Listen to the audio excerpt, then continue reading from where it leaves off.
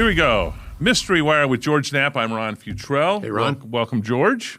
We've also got Carlos Sampson and John Forrest here making this show happen today. We're going down an interesting Las Vegas mystery, but it is much more than Las Vegas. We're talking Cuba. We're talking mobsters. We're talking all sorts of things that happened. Watergate, we jump into that a little bit with a guy by the name of Bob Mayhew. Robert Mayhew died in 2007 here in Las Vegas, 90 years old when he died at the time. There's Bob on the left next to me, if you will, and his son, Peter, yes, on the other side, next to you there, George, downtown Las Vegas. Tell me a little bit about Bob Mayhew and your relationship with him and with Howard Hughes, mainly. I think people in Las Vegas will remember Robert Maheu mostly as the face and voice and representative of Howard Hughes. He was Howard Hughes. He wielded all of Hughes' power. Hughes had moved to Las Vegas in 1966 and started buying stuff, resorts, land, mining interests, all kinds of things. But he didn't want to be seen in public. When he was here, he was in his recluse state. He didn't want to be seen. He didn't want to be forced to go to gaming control meetings or court hearings or anything like that. So he had hired Mayhew to be him. Mayhew had all of Hughes's power. Even though all the years they worked together, he never saw him. No, that part, okay. Yeah, I'm going to stop you right there. But that part's crazy. Yeah. No, that part is insane. When I saw the stories that you did back now 30 years ago plus on him, no, that is that they never met each other. They conversed through notes underneath the door? And in those years, the Hughes years, Robert Mayhew was in essence the most powerful man in Nevada. I mean, he had a huge salary that we'll hear about. He had an unlimited expense account. He bought and sold all kinds of properties. He had an amazing amount of influence because Hughes wanted influence, gave a lot of money to a lot of people that we'll hear more about. So Mayhew in those years, it was kind of tough to get him to sit down. I mean, it was before I was a reporter here. But by 1989, he'd been out of the public eye for a while. I took one more stab at trying to go talk to him, and he sat down with us, and we produced a multi-part series that I think is very relevant to mysteries that are still unknowns now. The Man Who Knew Too Much. We love the title of that you gave those. I could call you the Man Who Knew Too Much. Wait a second here. If I want to go there, I could go there with you a little bit on some of the stuff that you know. But let's air this first story that you did, 1989. This deals with Cuba. Cuba in the news a lot lately, certainly on what our relationship is with Cuba. So there's a lot of history here that I'm sure you'll appreciate, George, that you dug up in your interview with Robert Mayhew. I can categorically tell you that, to my knowledge, I have never been involved in a, quote, dirty trick. I mean, there's a hell of a lot of difference between getting for a client that to which he is entitled and getting involved in a dirty trick procedure. Robert A. Mayhew has always been known as a man who can get the job done, no matter what the job may be. A smooth-talking, well-manicured, tough guy, meticulous, cautious, but ruthless. His rise in the world of intrigue began with World War II, when he joined the FBI and quickly became one of J. Edgar Hoover's most trusted agents. He left the Bureau after the war in somewhat abrupt fashion, leading some writers to speculate he was secretly working on the creation of the CIA, a scenario disputed by Mayhew. He may not have created the CIA, but he certainly has had strong ties to the agency. When he formed Robert Mayhew and Associates in 1954, the CIA was his biggest client. His investigative firm was something like TV's Mission Impossible, performing odd jobs for the government, allowing the CIA to disavow any knowledge. Mayhew speaks of those assignments in tantalizing generalities. I was on retainer to the CIA to handle assignments of a sensitive nature from time to time, and which assignments I handled as they were given to me. And we thought that the best way to solve problems was the same way a doctor should handle a patient. If someone comes to you with a problem, we diagnose it, we try to find out what in fact the problem is, and then we come up with a solution. Mayhew's most dangerous assignment was the proposed assassination of Cuba's Fidel Castro. The notion of bumping off Castro had been making the rounds at CIA for a couple of years. There were plans to kill him with poisoned cigars, drive him crazy with LSD, blow him up with an exploding seashell. None of these schemes ever got off the ground until 1960, when Mayhew was approached by the CIA with this deal: $150,000 to the man who's tough enough to knock off Castro. There was evidence that Castro was in the process of building launching platforms only a few miles away from our shores, and that there was a planned invasion, and that part of the plan for the invasion was to dispose of Castro. CIA wasn't alone in wanting Castro dead. Mobster Meyer Lansky had a standing offer of $1 million for Fidel's head. Lansky and other mafia families lost big when the Reds took control of their Havana casinos. Mayhew saw an opportunity to merge forces. He agreed to be the link between the CIA and the mob in a plot to assassinate the leader of a foreign government. I recognized that if I should ever accept that offer, that assignment, that if in fact they carried every iota of the deal to its fullest extent, that there could always be a day when I would be standing alone between they and the government, which would not have been a very healthy position to be. I spent all night, George, sleeplessly, thinking about what this meant to me and my family. And I truly believed that I was, if I took on the assignment, I was in fact making a contribution to the United States government and hopefully save some lives down the road. The project was a disaster from the very beginning. Mayhew recruited the most notorious gangsters in the country to Miami, including Johnny Roselli, regarded as the first godfather of Las Vegas, Sam Giancana, the bloodthirsty boss of the Chicago mob, and Santo Trafficante, rackets lord of South Florida. Keeping the minds of these mobsters on the job at hand proved impossible for Mayhew, and the mission itself was much more complicated than has been reported previously. The CIA not only wanted Fidel hit, but also his brother Raul and guerrilla legend Che Guevara. The agency developed a special poison to be placed in the food of the intended victims, but the poison never found its targets. Some researchers believe the Cubans were tipped off, possibly by Trafficante. Mayhew disagrees, but admits the hit was bungled. The attempts on Castro were really never fully tried. The go-ahead sign never fully came, and it's all bunched up and it's all messed up. Most intriguing to conspiracy buffs is the aftermath of the Castro plot. Many believe that Castro retaliated by ordering the assassination of John F. Kennedy. I do not believe that. I do not believe that, no. Do you have evidence for it, or is it more of a gut feeling, or? I'm still here. Mayhew says he didn't earn a dime for his work on the Castro caper. Soon enough, though, his financial picture would brighten considerably. Tomorrow, we'll tell you how a Washington spy became the lord of a vast empire in the Nevada desert, and how he hooked up with what some have called the spook of American capitalism, Howard Hughes. George Knapp, Eyewitness News 8. Oh, that does indeed get interesting. But let's go back on the Cuba stuff. Still an issue to this day. Right now, it's a problem. Raul's still alive. Raul Castro's still around. Yes. President Trump has spoken about taking him out. That there are still plans to try to do that. He's pretty wily, as was Fidel. I thought it's interesting that Mayhew says it was never fully tried. I have the feeling that if he'd got the green light and got everybody out of his way, he could have got that job done. But there were a lot of plots.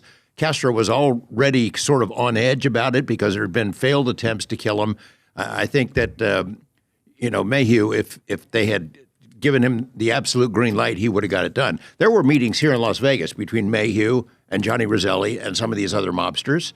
And, some of those same people were also involved in the JFK assassination, or at least allegedly were.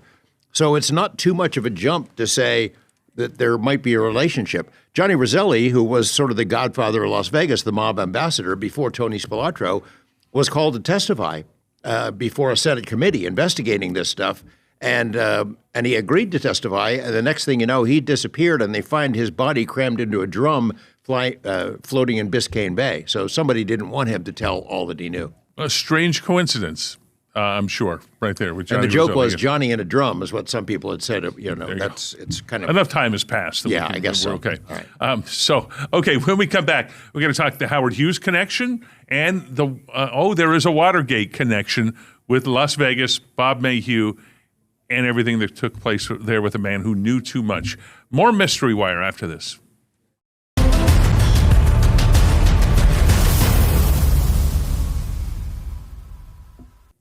Okay, now we jump into the Howard Hughes stuff here with Bob Mayhew and what he has done. By the way, I'm going to mention here real quick, Joe Brown here in Las Vegas, a longtime attorney, does a Bob Mayhew luncheon here the first Wednesday of every month. I've spoken at it. You've spoken at it. I've been at it. I've spoken at it as well, talking on different topics. And it's interesting. I like that Joe has kept his memory alive, and it was through Peter initially, I believe, that made it happen. And that now, but it's still very much alive here in Las Vegas. The people who aren't, well, Howard Hughes died in 1976. He had around him people that he called affectionately, or people gave him the name, the Mormon Mafia. Right. And they became at odds with Bob Mayhew. But give me some of the background on that, what happened here in Vegas. Howard Hughes had slipped into Las Vegas late at night, November of 1966. He took over the top floor of the Desert Inn Hotel and stayed way longer than its owners ever anticipated. The principal owner was Mo Dalitz, former mob guy and bootlegger and partner of Meyer Lansky. He had other hidden partners, but they told Hughes at one point, hey, you got to get out of here. We need our top floor back. And Hughes said, no, I'm not leaving. Instead, I'll buy the hotel. He bought that one. He bought 5 or 6 more hotels, just buying them up like Monopoly pieces, bought a bunch of land, was incredibly influential in Nevada politics, handed out a lot of money. And he had around him these aides. The only people who saw him during that time period were these Mormon aides. They didn't drink. They didn't smoke. They didn't get attracted by all the vices of Las Vegas, which is why he trusted them. But eventually, there became a split between Mayhew, who was his representative. He was, in effect, Howard Hughes, wielded all his power, and the Mormon guys who were the only ones to have daily contact with him. So anyway, Robert Mayhew assumes the mantle of Hughes Enterprises here. He's the guy that goes to the gaming hearings. He buys the properties. He communicates every day with Hughes, but never actually sees his face, as we're going to get into in this story. And famously, he bought Channel 8, he owned Channel 8. Station that we work for and where these broadcasts initiate from here in Las Vegas. And we have a house in the back parking lot that he once lived in for a short time. Yep. Famously used to, from the way the story goes that I've heard it, you've heard it too, it would be in there watching movies, because he's a big movie buff, produced movies, did movies, and then would want to see a scene over again. So he would ask for the tape back then, the film, to be rewound. Yeah, he called Channel 8, called the master control operator. Hey, can you start that movie over? And I think Hank Greenspun was the co-owner of the station at the time and said, Howard, you can't keep doing that. Why don't you just buy the damn station? And he did. He bought it. And, Bob Stoddall, our former news director and good friend, had been on the receiving end of some of those calls. Start the movie over, and there's people sitting at home. Mabel, at Ice Station Zebra, it seems like it started all over. Didn't we just see that scene? No, we did. It was real. Here It really happened. It was the boss doing what he does. Okay, here's another part 2 of your story. Bob Mayhew, the man who knew too much. Have a good. The Watergate scandal began in Las Vegas on the night that Bobby Kennedy was killed. Power-hungry junkie Howard Hughes saw the assassination story on local TV and wrote a memo to Bob Mayhew instructing him to hire Kennedy's entire organization. Mayhew knew many in the Kennedy crowd from his days as a Washington operative, and he did what he was told. He hired Democratic National Chairman Larry O'Brien at a salary of $15,000 a month because Howard Hughes craved national clout. Hughes had a long history of buying politicians. politicians. According to published reports, his bagman in Nevada was attorney Tom Bell, who reportedly dispensed $100 bills from the cage of the Silver Slipper to legions of Las Vegas politicians, many of whom are still in office. Similar cash campaign contributions were handed out at the national level, $50,000 to Hubert Humphrey in the back of a limo, numerous payments to LBJ, and $100,000 to Richard Nixon via presidential pal Bibi Rebozo. Hughes was paying everyone. On the same day, I received 2 memos from Hughes. One was telling me how important it was to have Richard Nixon in the White House, and for me to contact him immediately and offer him unlimited help in his campaign. The second memo was one telling me how important it was to have Hubert Humphrey in the White House and to contact him and tell him that he could depend upon unlimited help the same day. Many researchers now believe the $100,000 to Nixon formed the basis of Watergate. When Hughes hired Larry O'Brien, a paranoid Nixon felt betrayed and ordered his plumbers to find out if O'Brien knew about the Hughes connection. At one point, G. Gordon Liddy and friends planned to burglarize Las Vegas Sun publisher Hank Greenspun because Greenspun's safe reportedly contained 200 of the famed Hughes to Mayhew memos. There have been admissions by the, quote, plumbers that this break-in was attempted. And after the Greenspun burglary was aborted, the plumbers decided to bug the Watergate headquarters of the Democratic Party, Watergate. Mayhew confirms the hiring of Larry O'Brien was the beginning of the end for Nixon. But in Las Vegas, he had his own problems. In 1970, Mayhew made a move to consolidate his power base. He tried to cut out the so-called Mormon Mafia, the Hughes aides whom he says were out to steal the empire. And I don't mind mentioning names if you don't mind Eric. Not using the scissors. Okay. I'm talking about Bill Gay and his gang, who I knew from the 1960s, the middle of the 1960s, were trying to steal the empire from Howard Hughes. Absolutely. There is no doubt in my mind, and I have said this under oath, and I will say it on any forum. The best proof I have is that on 2 occasions in the middle 60s, I was approached by Bill Gay and asked to join the conspiracy. But he didn't join, and that was his downfall. With the help of a shadowy Mayhew-like spy ring called Intertel, the Gay crowd cut off Mayhew from Hughes, isolated the billionaire even further, and filled his head with poisonous ideas. I'm thoroughly convinced that they convinced him that, A, I had stolen from him, and I think that broke his heart because he did have faith and confidence in me. I believe that they convinced him that I was preparing a lawsuit to try to wrest the control of the empire from him. Thanksgiving 1970, Intertel agents and Hughes aides smuggled Hughes out of the Desert Inn Hotel past Mayhew's guard. They thought it was to their advantage to keep him in the cocoon to which I've referred previously and forever make that cocoon smaller.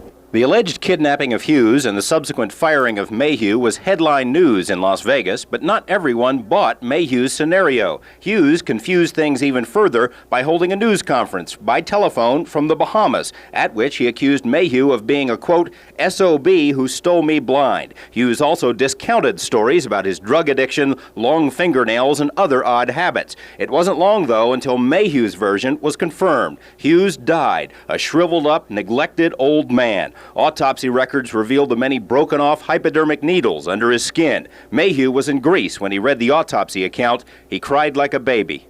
Every Nevadan should be happy that Howard Hughes arrived here when he did. He brought faith and confidence and credibility to the city and to the state.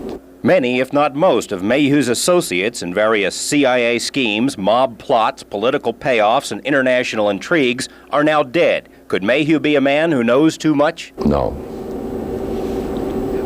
How would you like to? I may know too much, but to answer the question truthfully, I'm not the least bit concerned about it. Never. George Knapp, Eyewitness News 8. Okay. No, and I'm glad he knew a lot, shared a lot with you back at that interview done here at the Channel 8 studios.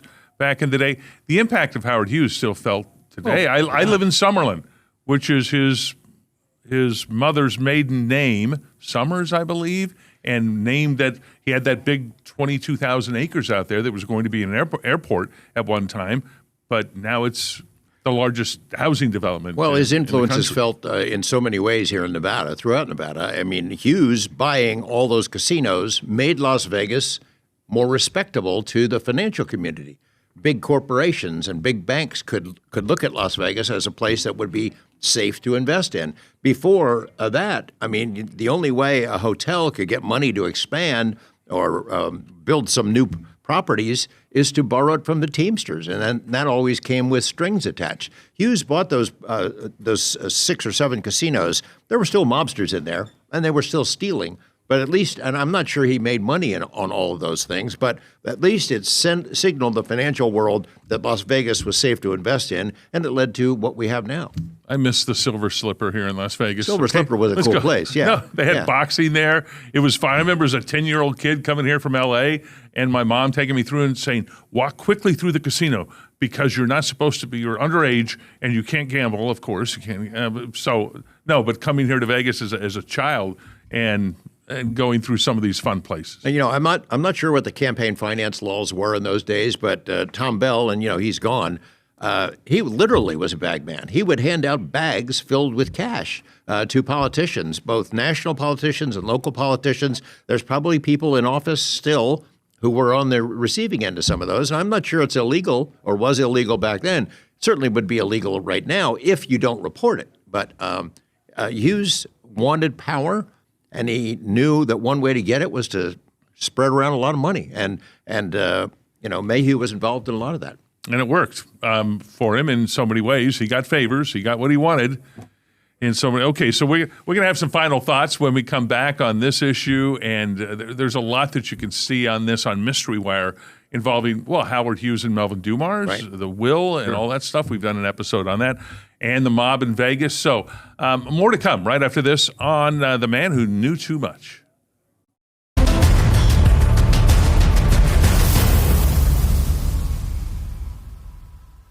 Okay, we are almost 4 decades removed from when you did that interview in that series, The Man Who Knew Too Much with Bob Mayhew, here in Las Vegas, 1989. Was he right? Has it stood the test of time for the most part, do you think?